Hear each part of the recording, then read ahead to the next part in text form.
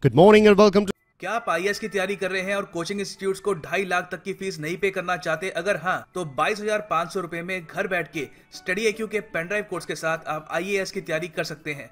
आज ही विजिट करें studyIQ.com. StudyIQ. I am Prashant Pavani. Let's start our analysis. Dear friends, the special topic that I have got for you guys is pertaining to eastern and northeastern region of our country.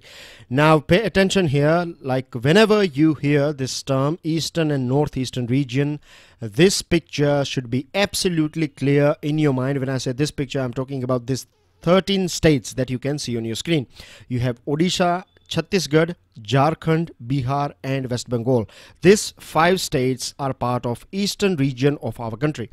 And when we talk about northeastern region, I'm sure we all agree on this thing that we have this list of 8 states. Many times it is called 7 sisters, 7 plus 1 if you add Sikkim in it. So 7 sisters, they are these states: Assam, Arunachal, Meghalaya, Mizoram, Manipur, Nagaland, Tripura, and plus 1 is Sikkim here. So in total you have this 13 states. Now one of the main reason why I have decided to choose this topic is because this year as well as last year and year before that as well, Prime Minister Narendra Modi as well as M.S. Swaminathan, who is father of green revolution of our country, he has said many a times, and our Prime Minister has said this thing many a times, Agriculture Minister has said this thing many a times, that the next green revolution that is required in our country should be based in this region, eastern and northeastern region. So you can expect a question in your mains examination pertaining to eastern and northeastern region. Apart from that, I have got some information, some factual data about this region, the potential of this region, a little bit of history as far as industries are concerned, and we'll also go through some current projects that are going on. Now there was a time when this region, eastern and northeastern region, when I say this region, now I'm referring to this portion here, this 13 states, rather than me explaining all the time this region and eastern region and northeastern region. It's much easier to say this region. So there was a time when this region was having a very bad infrastructure, roads, there you can hardly find good roads, right? And most of them were full of potholes, bridges were bad. So infrastructure, as far as connectivity is concerned, it was in a very bad shape. But things have changed in last couple of years. Government has heavily invested in this portion of our country, particularly in northeastern part of our country. Nowadays government has changed this thing as well. Earlier on, projects were supported. 90% of expenses was taken by central government and 10% was looked after by respective state governments. But now government has changed this thing, and 100% projects will be financed by central government. So this is again a big boost. If you talk about unmapped potential of this region, then I'm not sure if you are aware about this thing, but if you compare this region with our western region as well as southern region, then we find that this region is having a very young population compared to southern as well as western part of our country. So when we have young population, we know that we are talking about energetic youths. They have a bright future in front of them. If we talk about resources of this region, then just imagine if this portion was a country, an independent country, then it would be 5th largest bauxite producer, 7th largest coal producer, 4th largest iron ore producer. I'm not sure again if you are aware about this thing, but the first oil that we found in our country was in this region, northeastern region. If you go back to the history of our industrial development, the inception of industrial development in our country took place in the eastern part of our country because of course, natural resources. We were talking about young population. What we need now is to empower our younger generation with education, with health, and by inculcating skills in them. Once we provide these 3 things, or once we invest in these 3 things as far as our younger population is concerned, and if we create a physical as well as intellectual infrastructure to empower our youths, then in future the return that we will get from this investment will be more than the return that we will get from other sorts of investment, that you invest in a land or you create a factory or anything. The return that one can get, any country or any society can get from the youngsters or from its population, right? If population is very well looked after, then returns are, you cannot compare, it's the returns on other things are there are no match to what you get from human beings. And for providing this physical and intellectual infrastructure, government has opened some 2,578 ITIs. It together has a capacity of 6,18,000 seats. They are spread across this 13 states. There are 900 training centers. They are running under this Pradhan Mantri Kaushal Vikas Yojana. It's a scheme pertaining to skill development. 154 Pradhan Mantri Kaushal Kendras.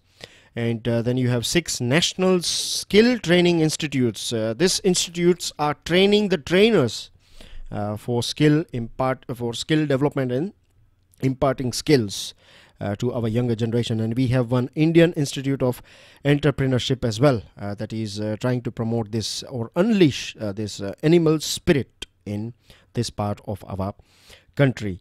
Apart from that, we know that this region is full of diversity, of uniqueness. It has its own unique heritage, and government is trying to promote this thing by giving away certificates to these local artisans and craftsmen. One more thing that I would like to add here is that there are other investment programs going on. Big projects are going on. They are work in progress. Like say for example, we have this big Pradhan Mantri Urja Ganga. I have pictures and other details as well for you guys.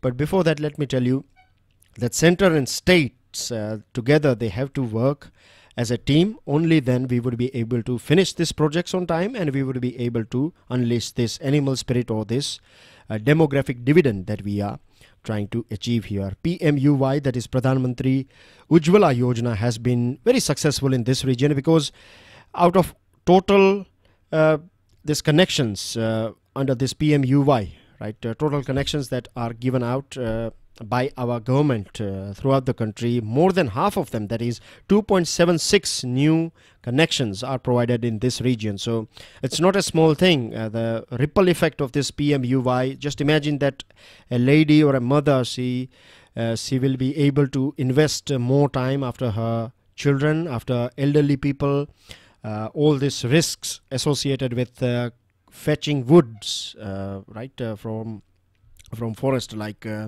snake bites and other sort of crimes and all these things. She will get a sort of protection. She will not have to do this sort of manual labor. In-house pollution or domestic pollution will be a thing of the past. It will be healthy for women. So this sort of things are going on over here. Apart from that, as far as these projects are concerned, 20 billion investment has been done in this Paradeep and Dharma ports, and these ports will become new areas of refinery, petrochemicals, LNG terminals, and multimodal logistic. Multimodal includes this airways and waterways and roadways and railways, right? Mix and match of the best things that are required in a given region. So that is what we call multimodal logistic parks, and port expansion work is going on in this part as well. I was talking about this Pradhan Mantri Urja Ganga. It is also called Jagdishpur, Haldia and Bokaro Dharma Natural Gas Pipeline, JHBDPL. It is a 2,655 kilometer long pipeline, and it will provide this LPG PNG connections to different households in this region. Here you can see 20 lakh households will get PNG, that is piped natural gas connections. 4 to 5 lakh vehicles are projected to shift to CNG. So it is a big investment, as well as there are so many benefits that are associated with this Urja Ganga. One more thing, it will create so many jobs as well. Just imagine this piped natural gas connections. You have to produce pipes at local level. You have all these resources, iron ore and other things are available in this region. So new factories will come into existence. Many youngsters will get jobs, training, and it will be win-win for everyone. And government is also planning to do this synchronized development in this big cities: Varanasi, Patna, Ranchi, Jamshedpur, Bhubaneswar, Cuttack, Kolkata. All these cities are going to have a synchronized distribution of gas as well as development in respective states and respective cities. With this, we move on to news items. No confidence motion was on. And one more thing before moving ahead, dear friends, I'm so sorry that I have been a bit late in delivering this PIB analysis. The thing is that now I'm looking after the Hindi as well. So because of this additional responsibility, and I was not able to deliver it because there are other responsibilities as well that I have to. So it was a big, you can say, shock for my schedule and things. So, but now everything is fine. I will make sure that in a couple of days I will deliver all this 21st, 22nd, 23rd PIB to you guys. French. We were talking about this no confidence moment, right? So Home Minister has explained this thing, and the reason why I have taken this thing on board is to highlight this thing, that whenever you find ministers, right, if you find any union minister speaking in the parliament, then you can take it as an official statement of Government of India. Of course, he's talking about some political things, but politics is all not bad. We are not talking about who said what. We are only focusing on major things that he has highlighted. The big thing about current government is that after 30 years, we are finding a government that is having a full majority. He has also said, union minister has said that the biggest mob lynching took place in 1984 during this anti-Sikh riots. And he has also assured Andhra Pradesh that all assistance and support will be provided for the development of the state. Now, let me throw this question here, that why he has specifically talked about Andhra Pradesh. What is the connection of Andhra Pradesh with this no confidence motion? Give me a very brief answer, right? Very brief answer, one-liner or two-liner or three-liner max. French Foreign Ministry has clarified this thing, because Rahul Gandhi ji said this thing in the parliament, that he had a word with President of France, and President of France has said him that there is nothing called secret pact. And Defense Minister of our country, he has replied to Mr. Gandhi or Congress President that this pact was actually signed in 2008 during UPA rule. And French government has clarified this thing. French government has said that India and France are bound by a security agreement not to disclose sensitive details of the deal, of this Rafale deal. So this are some of the most important things that are going on in our country. Now, as we were talking about France, so let's have a visit to this country called France. You can see here it is a part of this European continent. It is also a very strong member of Europe at present. After this Brexit, you have two big pillars, strong pillars of European Union. You have France and Germany. These are the two strong countries in European Union. As far as this geography of France is concerned, Paris is its capital. It is surrounded by waters from many different sides. You have Bay of Biscay here, you have English Channel here. Predominantly it is water of Atlantic Ocean. Then you have Mediterranean Sea here, Gulf of Lion is here. So these are some of the things. And also do pay attention to this countries that are sharing its border with France. So you have Spain, you have Andorra, you have Belgium, Luxembourg, Germany, you have Switzerland, Italy. These are the countries. And it's also a very important player for Indian Ocean region because of its foreign territories. Soil health card is working very well for farmers of our country, and we have a very good example from Maharashtra. Out of total 1 crore 38 lakh farmers that are living in Maharashtra, 1 crore 6 lakh farmers are having soil health card. Soil health card helps them to check or to get a sort of report about health of their soil. Soil is a natural resource. Once we damage or destroy this natural resource, we cannot create it in any factory. So nature is producing this very fine, you can say, a very important natural resource, that is soil. So we have to nourish and look after this soil. It's not that we keep on injecting chemicals in it. This is not going to help us. Apart from that, it also, once you know the health of your soil, you can know exactly how much of fertilizers and other items or inputs are required. And if there is a reduction in input, that means production cost will come down, and this will also mean that profits for farmers will go up.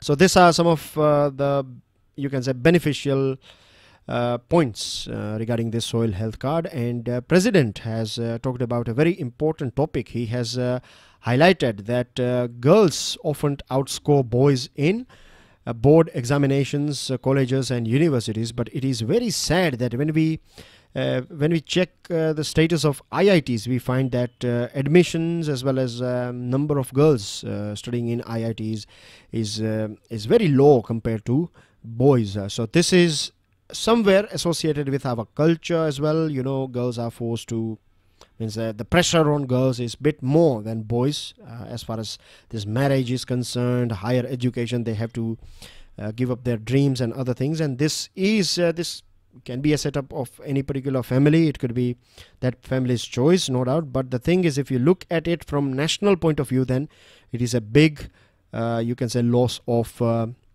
our human capital as well. So we need to work on this thing, and I have a question for you as well. Today's question is a bit different one.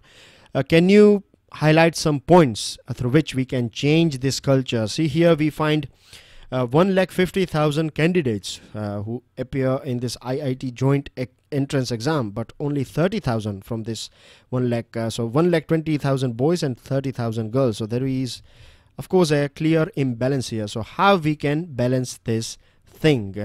This is a question for you, and these are your answers. That's everything in today's discussion. I'll see you all tomorrow. It will be regular from now on. Rest assured. Enjoy your day. Jai Hind.